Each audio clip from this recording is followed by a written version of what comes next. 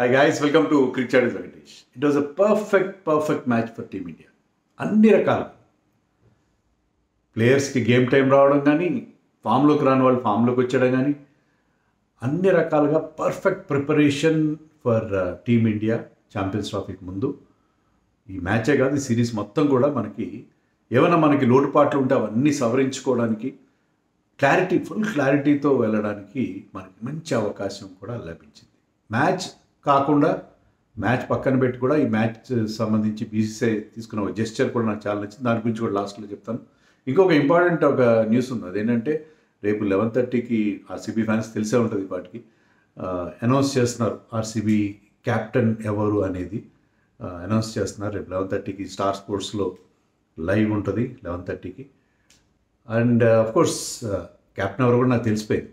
అది మీకు లాస్ట్లో చెప్తాను. లాస్ట్లో చూడండి. ఓకే, ఈ మ్యాచ్ గురించి చెప్తాం. మ్యాచ్ ఎందుకు పర్ఫెక్ట్ అంటే ఇండియాకి ఫామ్లోకి రాని విరాట్ కోహ్లీ ఫామ్లోకి వచ్చేసాడు. చాలా మంచి ఇన్నింగ్స్ ఆడాడు విరాట్ కోహ్లీ, పర్ఫెక్ట్ ఇన్నింగ్స్ ఆడాడు. అండ్ కుల్దీప్ యాదవ్ మంచి రిధంలో కనిపించాడు. మనం అనుకున్నట్టుగా గేమ్ టైం వచ్చింది. కుల్దీప్ యాదవ్కి ఆడించారు, హర్షదీప్ని ఆడించారు. Harshdeep also bowled well. And Washington Sundar కూడా గేమ్ టైం వచ్చింది. సో ఎవరికైతే మనం ఇంకా వాళ్ళు రాలేదంటున్నారు, అలాగే మనం ఈ క్లారిటీ కూడా కోరుకున్నాం కదా. కేఎల్ రాహుల్ కీపర్గా ఉండాలి, రిషబ్ పంత్ని పక్కన పెట్టేయాలి. ఎందుకంటే ఇద్దరి మధ్య పోటీ పెడితే అది చాలా ఇబ్బందికరమైన పరిస్థితి. దాన్ని నేను ఎగ్జాంపుల్ కూడా చెప్పాను 2022 T20 వరల్డ్ కప్. సో అది పీటీఐ రిపోర్ట్ ప్రకారం గౌతమ్ గంభీర్ క్లారిఫై కూడా చేశాడు. ఏంటంటే కేఎల్ రాహుల్ మా నెంబర్ 1 కీపర్. రిషబ్ పంత్ గురించి టైం వచ్చినప్పుడు అతనికి ఛాన్స్ వస్తుంది, కానీ కేఎల్ రాహుల్తోనే మేము వెళ్తాము అని క్లియర్గా చెప్పాడు. అది మనకి ఈ సిరీస్లో రిషబ్ పంత్కి ఒక్క మ్యాచ్ కూడా ఆడించకుండా పక్కన పెట్టడంతో అర్థమైంది ఏంటంటే క్లియర్గా మనకి KL Rahul choice. And KL Rahul also batted well, kept well. మంచి క్యాచ్ పట్టాడు, ఒక మంచి స్టంపింగ్ చేశాడు. సో మనకి అన్ని రకాల ప్రాబ్లమ్స్ సాల్వ్ అయిపోయినాయి. ఈవెన్ హర్షిత్ రాణా ఫస్ట్ స్పెల్లో బౌల్డ్ రన్స్ ఇచ్చాడు. సెకండ్ స్పెల్ వచ్చి 2 కీ వికెట్స్ తీశాడు. బ్రూక్ని అవుట్ చేశాడు, బట్లర్ని అవుట్ చేశాడు, దాన్ని బౌల్డ్ చేశాడు. Axar Patel once again bowled beautifully. So ఏ రకంగా చూసుకున్నా బ్రహ్మాండంగా సాగింది. And hero of the match and the series happens to be Shubman Gill. Gill గాడిని తీసేయండి, జైస్వాల్ని ఎందుకు పక్కన పెట్టారు, గిల్ని ఎందుకు ఆడిస్తున్నారు, గిల్కి ఏదైనా ఏదో ఉంది, వాడికి రికమెండేషన్ ఉంది, ఇలా చాలామంది మాట్లాడతారు. గిల్ అంత కన్సిస్టెంట్గా ఆడతాడు, అంత క్లాస్ ప్లేయర్. అతను ఆడే షాట్స్ ఏంటి, ఆ టైమింగ్ ఏంటి, ఎంత చూడముచ్చటగా ఉంటుంది అతని innings. Is in a different class all together. మామూలు క్లాస్ కదా, డిఫరెంట్ క్లాస్లో ఉంటుంది అతని బ్యాటింగ్. అతనిని ఏదో ఒడిదుడుకులు ఫెయిల్యూర్స్ అందరికీ ఉంటాయి. అది పెట్టుకుని ఎప్పుడైతే ఈ సిరీస్లో ప్రతిసారి 50 దాటాడు, ప్రతిసారి బ్రహ్మాండంగా బ్యాటింగ్ చేశాడు, కన్సిస్టెంట్గా ఆడతాడు. అహ్మదాబాద్లో ఇంక చెప్పేదే ఉంది, అతనికి హోమ్ గ్రౌండ్ లాంటిది. పంజాబీ అతను బేసికలీ. బట్ విరాట్ కోహ్లీ బెంగళూరు ఎలాగో ఇతను అహ్మదాబాద్ అలాగే అయిపోయింది. ఇక్కడ 3 ఫార్మాట్స్లో, టెస్టుల్లో, వన్డేల్లో, T20స్లో, ఇంటర్నేషనల్ మ్యాచెస్లో సెంచరీ, ఇంటర్నేషనల్ రన్నర్స్ వచ్చినాయి అతను. ఇక ఐపీఎల్లో చెప్పాల్సిన పనే లేదు. సో అహ్మదాబాద్ గ్రౌండ్తో అనుకున్న ఆ పాజిటివ్ వైబ్స్ కానీ, సో ఒక అద్భుతమైన ఇన్నింగ్స్ సెంచరీ చేశాడు. ఒక బ్రహ్మాండమైన స్కోరు మనం బోర్డు మీద 356 పెట్టేసరికి ఇంగ్లాండ్కి అసలు ఛాన్స్ కూడా లేకుండా చేసి పడేశాడు.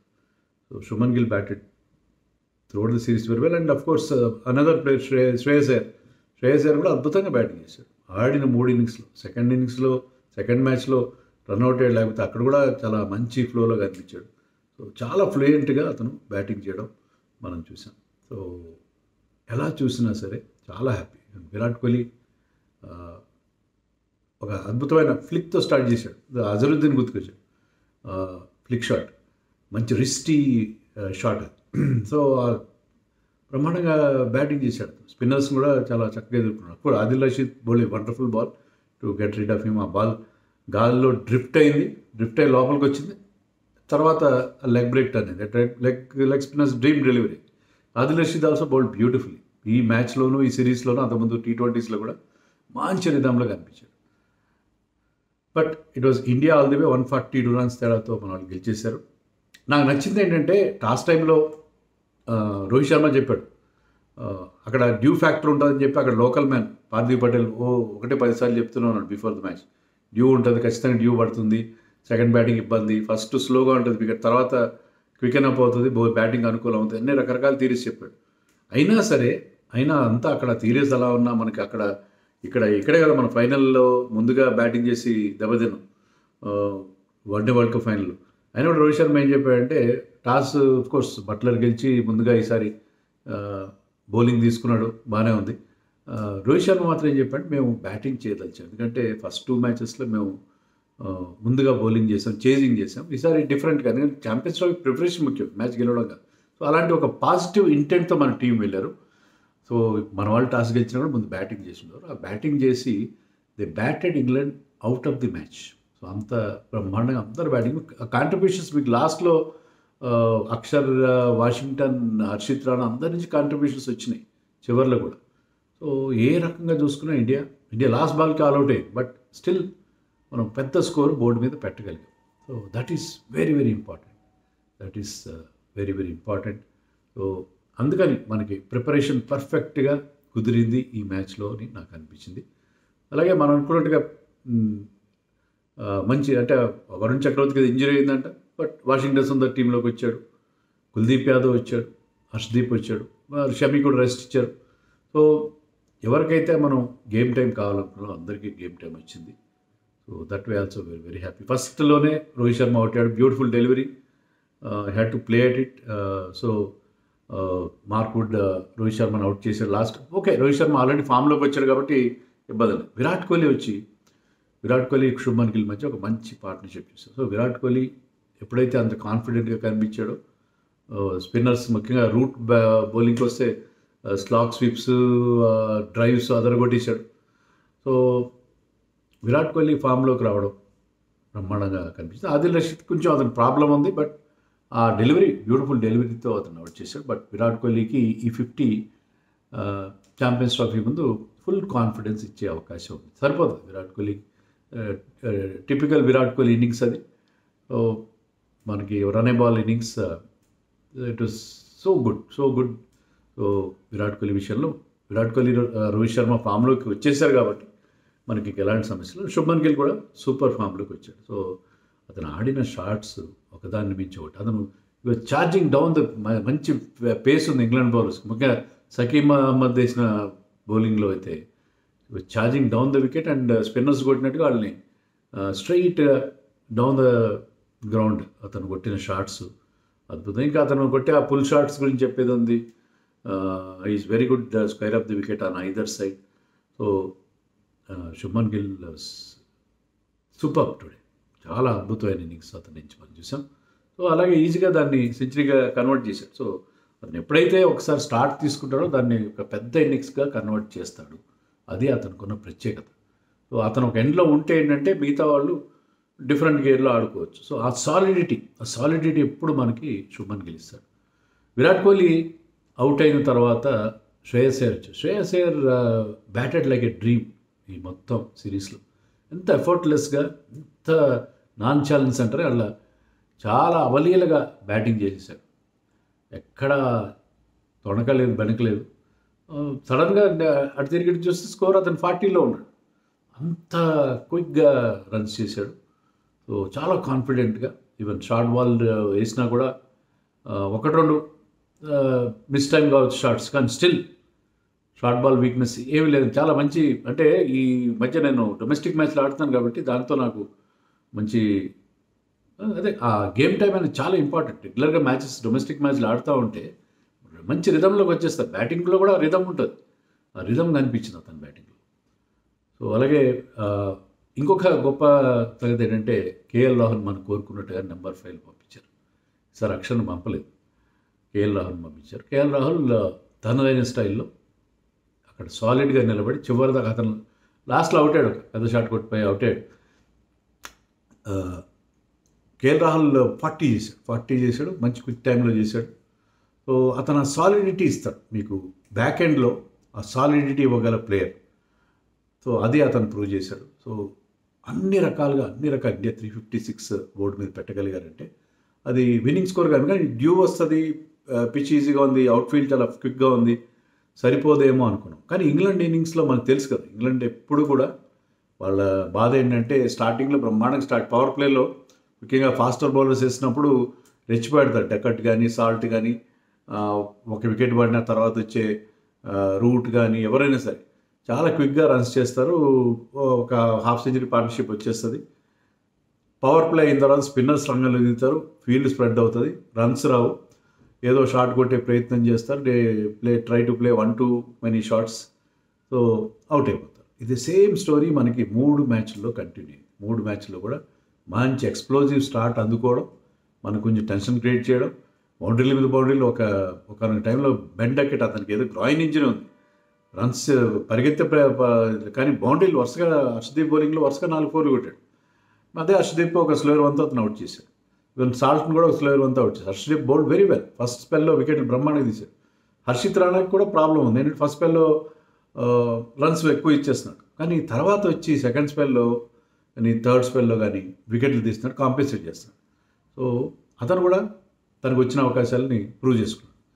సో ఓవరాల్గా చాలా సాటిస్ఫై. హర్షదీప్ ఇస్ నా initial spell that was very good. 2 వికెట్లు టపటపా ఇచ్చాడు, మనకి ఓపెనర్ సిద్ధం అవుట్ చేశాడు. చాలా క్విక్గా వాళ్ళు మ్యాచ్ని ఎగరేసిపోతారేమో అన్నట్టుగా స్టార్ట్ అందించారు.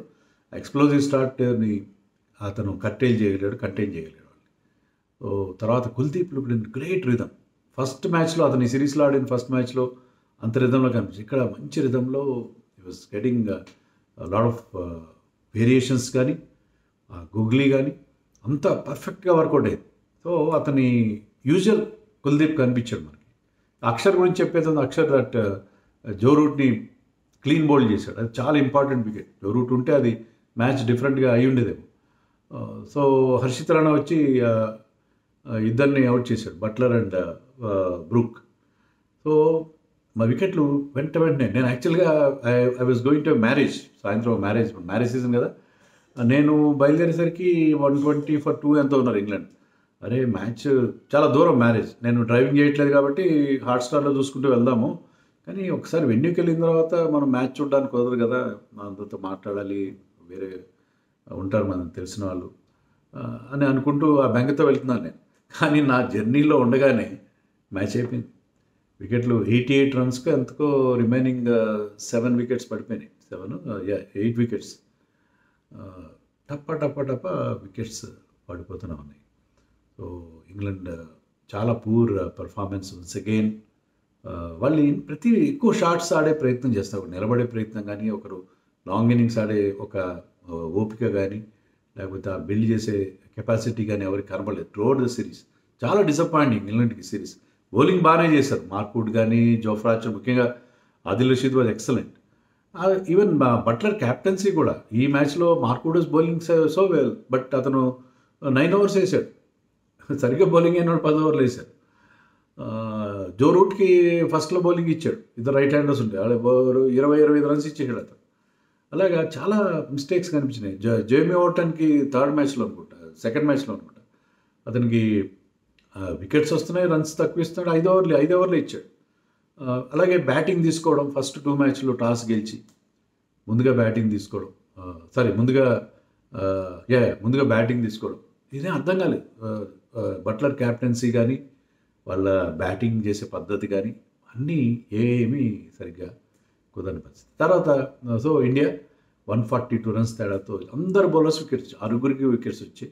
6 బౌలర్స్ వేశారు, మన 6 బౌలర్స్కి వికెట్స్ వచ్చాయి. Everybody bowled well, including Hardik Pandya, everybody bowled well. So అందుకే very very satisfying match and satisfying series. Shubman Gill, Shreyas Iyer, Virat Kohli, Rohit Sharma, KL Rahul, Hardik Pandya of course ఎక్కువ రన్స్ చేయకపోయినా చివరిలో వస్తున్నాడు అతను, and he made runs in the T20 series. So అందరూ ఫామ్లో. అక్షర్ పటేల్ ఒక ఫ్లోటర్గా ఎక్కడైనా బ్యాటింగ్ చేయగలను, ప్రమాణానికి బ్యాటింగ్ చేయాలని ప్రూవ్ చేశారు. And Jadeja bowled beautifully in the first 2 matches. So India looking very good, very very good. Shami ఒక్కడే కొంచెం అంత ఆశించిన స్థాయిలో అతని పేస్ కానీ రిథమ్ కానీ కనబడలేదు, బట్ షమి ఈ will pick it up. So నాకు నచ్చిన ఇంకోటి అంటే ఈ అవయవ దానం, ఆర్గన్ డొనేషన్ మీద ఒక అవేర్నెస్ క్రియేట్ చేయడం కోసం ఈ మ్యాచ్లో అందరూ గ్రీన్ బ్యాడ్జెస్ పెట్టుకున్నారు. సో దానికి ఎంత బాగా క్రికెట్ ఎంత క్రేజ్ ఉంటుంది కదా క్రికెట్లో. ఒక స్టేజ్లో నేను లాస్ట్ టైం చూసినప్పుడు 25,000 మంది అవయవ దానానికి ప్లెడ్జ్ చేశారు. ఎంత గొప్ప ఇనిషియేటివ్ అది. నేను I have already donated long back already donated my eyes. నేను చనిపోయిన తర్వాత నా ఐస్ ఎల్వి ప్రసాద్ ఐ ఇన్స్టిట్యూట్లో నేను నాకు ఆ కార్డు కూడా ఉంది. ప్రపంచంలో నేను ఎక్కడ పోయినా సరే వాళ్ళు వచ్చి నా కళ్ళు పీక్కోండి. అసలు యాక్చువల్గా ఐ డొనేషన్ అంటే ఐస్ తీసుకెళ్ళి కార్నియా అని ఉంటుంది, అదే తీసుకుంటారు. ఎలాంటి ఇబ్బంది ఉండదు మీకు చనిపోయిన వారి దేహాన్ని. And I told my children also to donate my body after my death to hospital for medical research. So మీ ఇష్టం, ఎవరి ఇష్టం వాళ్ళది. అవయవదానం కానీ నేత్రదానం కానీ చేస్తే చాలా మంచిది. చనిపోయిన తర్వాత ఈ శరీరానికి ఏ వాల్యూ ఉంటుంది చెప్పండి. సో దాని ఎవరికైనా ఉపయోగపడితే దానికి మించిందే ఉంటుంది. సో మీరు కూడా దీన్ని వినిస్తుంటే బాగుంటుంది అనుకున్నాను. ఇంకా last but not the least, RCB 11:30కి రేపు 11:30కి లైవ్లో మనకి క్యాప్టెన్ని ప్రకటిస్తారు. ఇప్పుడు అన్బాక్సింగ్ ఈవెంట్ లాగా చేస్తారు. ఆర్సీబీ ఏ చేసినా అట్టహాసంగా చేస్తారు, గ్లామర్ టీమ్. అండ్ క్యాప్టెన్స్ ఎవరికి ఇస్తున్నారు? విరాట్ కోహ్లీ తీసుకుంటున్నాడని చెప్పి అనుకుంటున్నారు కదా. లేదు, రజత్ పటిదార్ క్యాప్టెన్ కాబోతున్నాడని చెప్పి మనకి టైమ్స్ ఆఫ్ ఇండియా కథనం. చూడాలి. రజత్ పటిదార్ అదే లీక్ చేశారు వాళ్ళు, రజత్ పటిదార్ క్యాప్టెన్ అవుతాడు. But RCB always continues to be Virat Kohli's team. Virat Kohli is RCB, RCB is Virat Kohli. Captain అయితే leader, he is leader for RCB. Captain ఒక ఇండియన్ క్యాప్టెన్ ఉండాలనుకున్నారు. రజత్ పటిదార్ చక్కటి బ్యాట్స్మెన్, బ్రహ్మాండమైన బ్యాటింగ్ చేసే బ్యాట్స్మెన్. అతను right man to lead RCB అనుకుంటాను. చూడాలి రేపు. సస్పెన్స్ వచ్చిన వార్త కరెక్ట్ కదా అనేది రేపు 11:30కి తెలుస్తుంది.